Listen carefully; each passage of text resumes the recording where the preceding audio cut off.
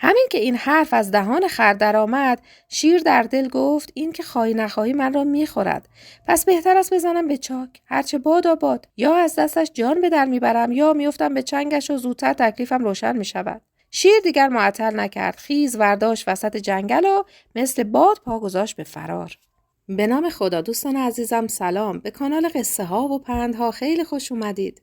امروز هم با یک حکایت بسیار شیرین و جذاب در خدمت شما هستم. لطفاً اگر هنوز کانال رو سابسکرایب نکردید، همین الان کانال رو سابسکرایب کنید تا من انرژی و انگیزه بگیرم.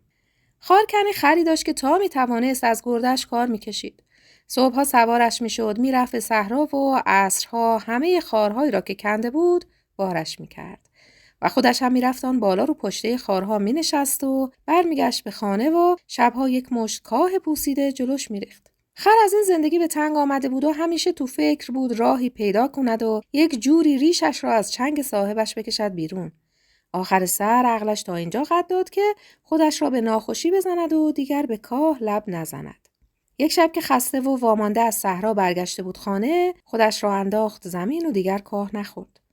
صبح آن شب وقتی خارکن دید خر دراز به دراز افتاده رو زمین و لب نزده به کاه، غصه‌دار شد. در دل گفت با این حال و روزی که این دارد گمان نکنم حالاها خوب بشود. به خر سیخونک زد و وقتی دید خر نایی از جا جنبیدن ندارد، ریشی خاراند. او را خوب ورانداز کرد و با خود گفت نه، این خر دیگر برای ما خربشو نیست. من هم که حالش را ندارم خر ناخوش نگه دارم. خارکن کس و کارش را صدا زد و به کمک آنها خر را کشید برد انداخت توی بیابان. خر خوشحال شد و همین که دید کسی دور و برش نیست بلند شد. راه افتاد رفت تا به جنگلی رسید و شروع کرد به چریدن و بعد از چند روز آبی دوید زیر پوستش و کم کم چاق و چله شد، طوری که اگر کسی آن را میدید باور نمی‌کرد که این خر همان خر لاغر مردنی مرد خارکن است. یک روز خر داشت بی خیال تو جنگل میگشت و علف تر و تازه میلنباند که شیری آمد به جنگل و چنان غرش بلندی سر داد که نزدیک بود خر از ترس زهره ترک شود. خر با خودش گفت این دیگر صدای چه جور جانوری است؟ نکند شیری، ببری یا پلنگی باشد؟ یک دفعه جلوم سبز نشود و یک لقمه چپم نکند؟ و فکری ماند چه بکند چه نکند. آخر سر به این نتیجه رسید که ما هم برای خودمان صدایی داریم. خوب است فعلا آن را ول کنم و زهر چشمی از طرف بگیرم. بعد همه زورش را گذاشت روی صداش و شروع کرد به عرعر. شیر صدای خر را شنید و ترس افتاد توی دلش. با خودش گفت ای داد بیداد، ما را بگو دلمان خوش بود که صدایمان رو دست ندارد. و افتاد توی هول و ولا که نکند زور صاحب آن صدا از زور او بیشتر باشد و با ترس و لرز راه افتاد توی جنگل. خر هم از سمت دیگر با ترس و لرز پیش آمد که یک دفعه رسیدند به هم. خر شیر را از یال و کوپالش شناخت و خیلی ترسید، ولی به روی خودش نیاورد. اما شیر چون تا آن موقع خر ندیده بود، هرچه فکر کرد این چه جور جانوری است ایستاده روبرویش، عقلش به جایی نرسید. همینقدر فهمید که از خودش بلندتر و کشیده تر است و گوشهای درازی دارد. شیر خواست برگردد اما ترسید که خر از پشت سر به او حمله کند. این بود که رفت جلو و سلام کرد. خر جواب سلام شیر را داد و پرسید تو کی هستی که بی خودی برای خودت توی جنگل ول می‌گردی؟ شیر گفت قربان من شیرم، آمدم دستبوس شما و خواهش میکنم من را به نوکری خودتان قبول کنید. خر گفت من هم شیر شکرم و خواهشت را قبول میکنم، ولی بدان اگر 3 مرتبه نافرمانی کنی یا گناهی از تو سر بزند دل و جگرت را از پشت کمرت میکشم بیرون. شیر گفت مطمئن باشید هیچ خطایی از من سر نمیزند. خلاصه شیر نوکر شد و خر ارباب. اما با همه این احوال همه فکر و ذکر خر این بود که هر طوری شده شیر را از سر خود وا کند. یک روز خر به شیر گفت میلم کشیده یک چرت بخوابم، تو هم دورادور مراقب باش کسی مزاحم من نشود. خر این را گفت و گرفت خوابید، چون خیال میکرد وقتی به خواب رود شیر فرصت را از دست نمیدهد و فرار میکند. راستش را بخواهید مدتها بود که شیر خیال داشت فرار کند، ولی میترسید گیر بیفتد و حالا که خر رفته بود تو چرت ساختگی، شیر خر را زیر نظر گرفت و دل کرد که بماند یا پا به فرار بگذارد. در این موقع مگسی نشست روی پیشانی خر. شیر دست پاچه شد، پرید جلو و با نوک دمش مگس را پراند. خر چشماش را وا کرد، داد و بیداد راه انداخت و گفت کی به تو اجازه داد لالای خانه ما را بزنی؟ حساب دستت باشد. این یک کار بد.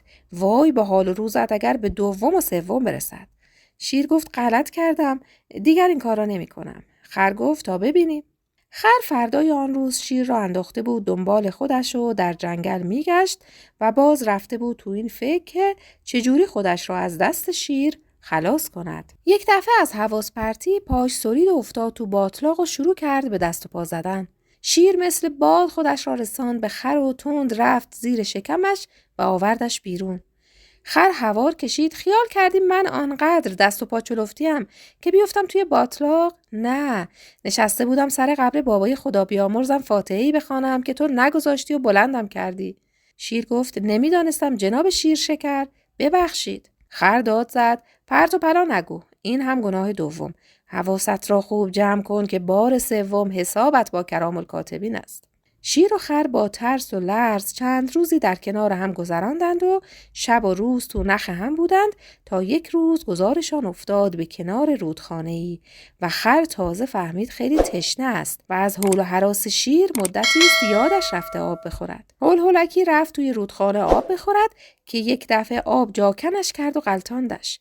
شیر پرید توی رودخانه و خر را که در آب غوطه می‌خورد کشید بیرون. خر چشم قره‌ای به شیر رفت و گفت نه، گمان نکنم آب من و تو توی یک جوی برود. من داشتم خودم را میشستم. آن وقت تو خیال کردی من دارم غرق میشوم.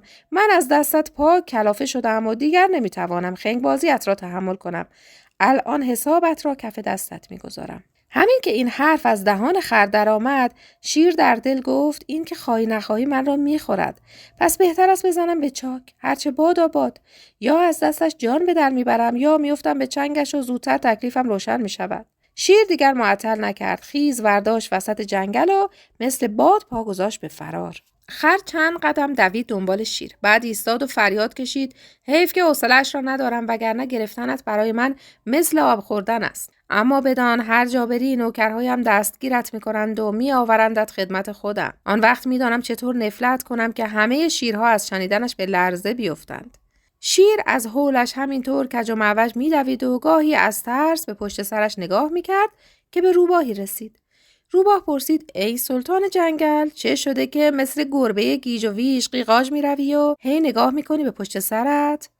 شیر ماجرای خودش و شیر شکر را برای روباه تعریف کرد. روباه گفت تا آنجا که عقل من قد می‌دهد هیچ جانوری نیست که زورش به تو برسد. شیر گفت تا حالا گرفتار شیر شکر نشده ای که این حرفا را میزنی؟ روباه گفت نشانی‌هاش را بده ببینم. شیر گفت قد و بالاش از من بلندتر است. گوش‌های درازی دارد و ناخن‌هاش قلمبه و یک کاسه است. روباه گفت ای بیچاره، این که میگویی خر است و دل و جگری دارد با به دندان تو. برگرد بریم شکمش را پاره کن، دل و جگرش را تو بخور و گوشتش را بده من بخورم. روباه به شیر دلداری داد و برش گرداند. خر از فرار شیر هنوز کیفش کوک بود که دید سر و کله شیر پیدا شد. خر به طرف شیر ایستاد و خوب که نگاه کرد دید روباهی هم افتاده دنبال شیر و با احتیاط دارد میآید. خر به طرف شیر و روباه را افتاد و با صدای بلند گفت آفرین روباه با وفا، خوب وظیفت را انجام دادی و این فراری بی‌عرضه را دستگیر کردی. صبر کن الان میایم شکمش را پاره میکنم و دل و جگرش را به خودت میدهم. شیر تا این را شنید گفت ای روباه حقه باز، به من حقه میزنی؟ و روباه را بلند کرد، زد زمین و کشت و خودش پا گذاشت به فرار.